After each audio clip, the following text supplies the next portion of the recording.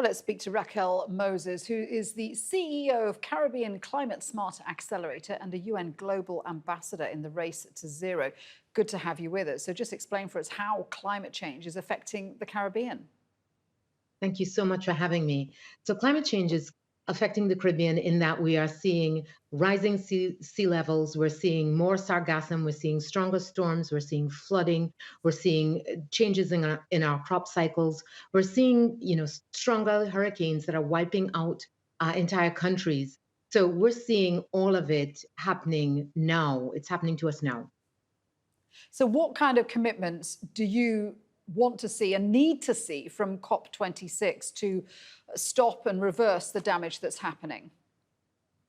We need to see, certainly, I appreciate that the UN wants stronger commitments, and stronger commitments are needed if we are to meet the 1.5 limit of global warming. But we also need to see greater action. Alok Sharma announced on Friday that they are going to be tracking the activities through to COP27. And that is exactly what we need. We need to see what are the milestones that need to be met for the commitments to be made real by the next COP. So that's one of the first things. Secondly, we definitely need to see more climate finance, and the $100 billion per year that was promised to developing nations, we need to see that come to fruition.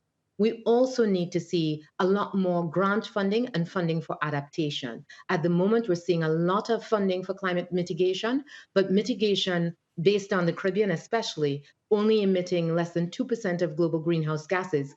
Mitigation isn't going to make a difference to us. We have to adapt to the changes that are taking place. And finally, what the accelerator is doing is matching projects to available funding. And that is one of the things that we're undertaking at COP as well.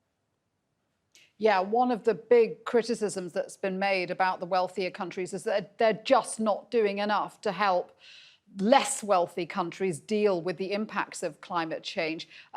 Clearly, that's something that has to change. Do you think that the finance pledges that have been made will be met? I think there is a great possibility for them to be met, but they will only be met if we are tracking and monitoring the progress. So what we need is to arm constituents with data. The leaders will do what their people require them to do.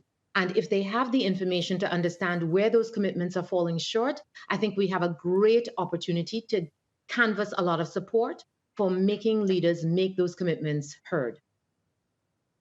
Racquel, thank you very much indeed for speaking with us. Racquel Moses there speaking to us live from Glasgow.